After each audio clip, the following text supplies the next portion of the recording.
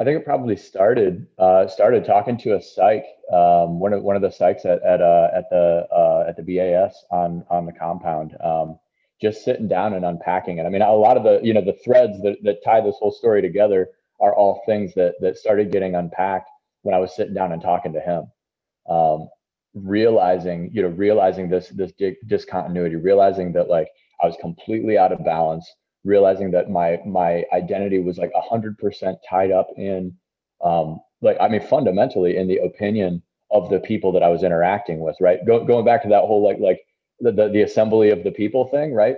I'm gathering my identity from this completely moving, I mean, it's like trying to grab smoke. Like there's no there was no solid basis that I worked from. If I was not seeking the next thing, getting the positive feedback, then I was without, I was without foundation.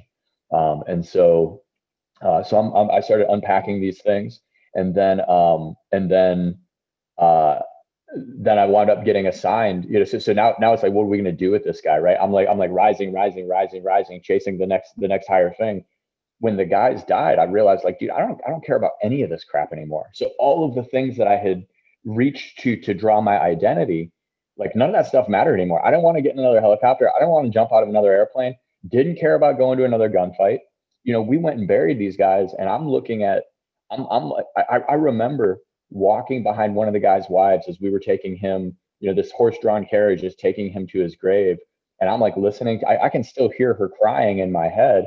And I'm realizing, like, I don't want my wife to experience what she's experiencing. And the stuff that I'm doing is absolutely going to put that into her life. If I continue going like I'm going, um, I'm not going to make it. And uh, so ultimately, I wound up, the EOD chief for MARSOC assigned me to the schoolhouse, because what are you going to do with this guy?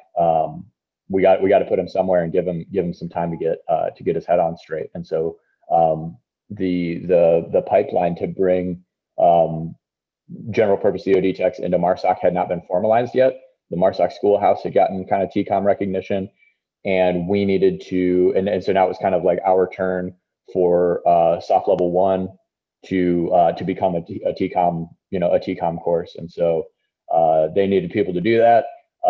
I was completely unusable anywhere else. So Master Gun Slipper sent me to schoolhouse.